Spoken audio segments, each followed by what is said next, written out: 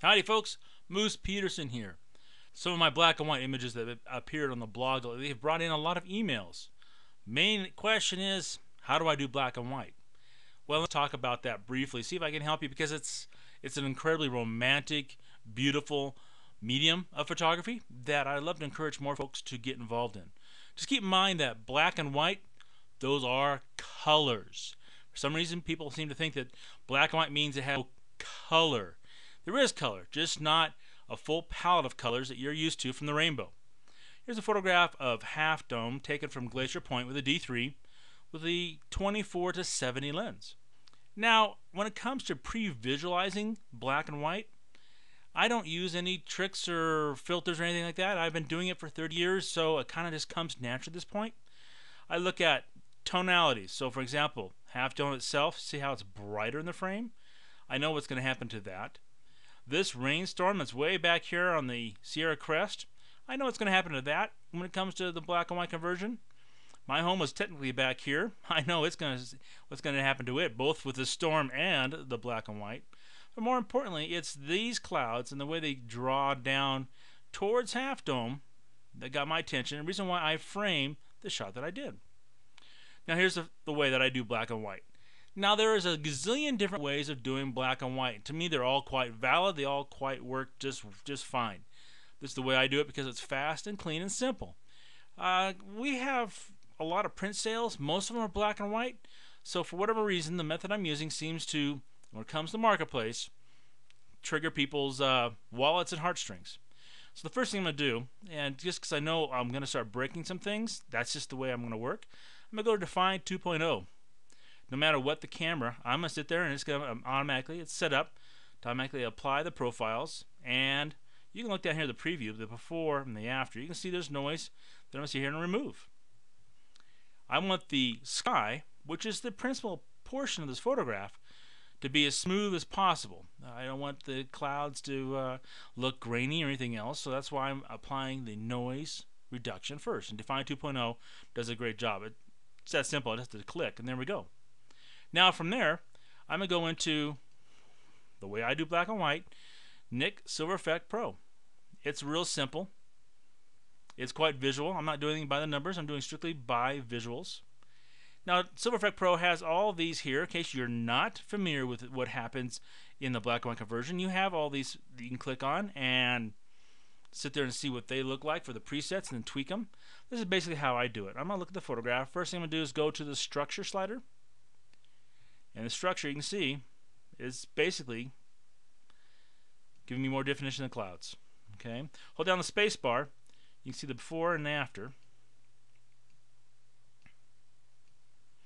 So I've got the structure coming up.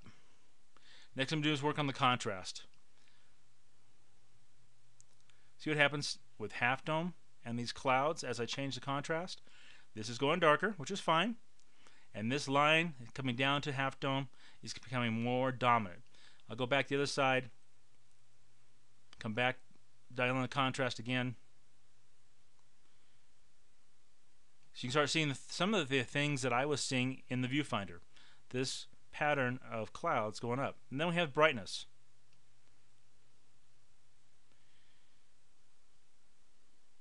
So basically I'm just going to keep moving these sliders, and it's kind of a back and forth between contrast and brightness before I get what I like, and then I simply click OK.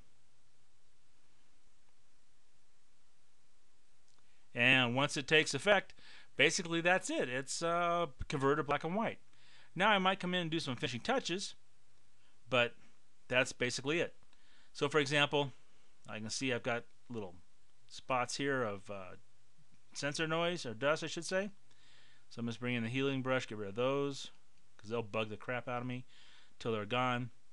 And then what you see is a finished photograph. That's the basics in a nutshell. Now let's go to another photograph. This is one that just got posted on the blog. Here's the beginning. There's the end. Now this particular photograph, okay, was done a little bit different because of the way that I wanted to emphasize. You're not going to see this detail at all on the web, but the stuff that's going on here in the sage brush foreground. So first thing I'm going to do is come over here to Filter, again, Define. It's going to work its magic. See, okay. Now the photograph, you might say, is a little bit hot. It is basically how I saw it. I did not do any underexposure, which is normally what I would do, but in this case, because I knew what I was going to do in the digital darkroom, I exposed point blank, no compensation. I had no blinkies in the highlights, so I had all the information. So I knew it was going to be there in the finish, so I let the Define do it. And it's sitting here polishing it off. It's going to take a second longer because it's a D3X image, and it's a big file. You know, it starts out at 139 megabytes, and as soon as I sit there and hit the Define, okay, it's instantly going to become 279 megabytes. So there's the Define part. Now I'm going to come back into Silver Effect Pro. It's not going to be any different from the step before. I'm going to sit here and I'm going to look at the relationship of the foreground, which is important to me, all that detail. Mount Morrison here, and the Sierra Crest, and the clouds. So again, I'm going to take the structure over. See, the structure instantly starts bringing out information and hiding information. Contrast tad, just a tad. Brightness. Now I'm looking at one thing with the brightness, really, and that's the relationship of Mount Morrison here with the sage. Click OK. Now the sky itself doesn't have the drama that I would normally like in my black and white, and when I took the exposure I knew that'd be the case. I wanted all those little nuances in the clouds, especially the scattering that's up in here, little puffs here and there.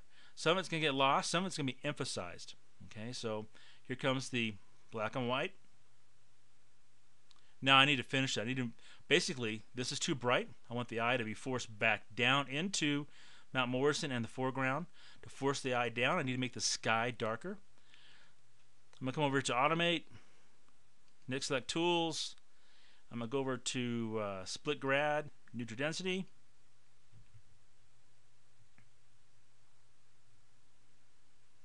I'm going to take the upper tonality.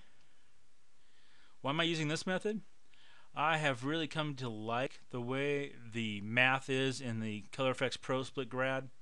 It just brings a little more subtlety into what I want. I can change the brightness of the foreground, the background quite nicely. I have the ability to change the split of the Split Grad from straight across to slight rotation. If I do it a lot, you can see how. So now it's rotated this way. The split's going this direction. So I'm going to go back. Hold down the space. See the before and after. Bring more drama in those clouds in the top corner. I want this brightness to compete, you could say visually, with the Mount Morrison. At the same time, I want it to be bringing the eye back down this direction.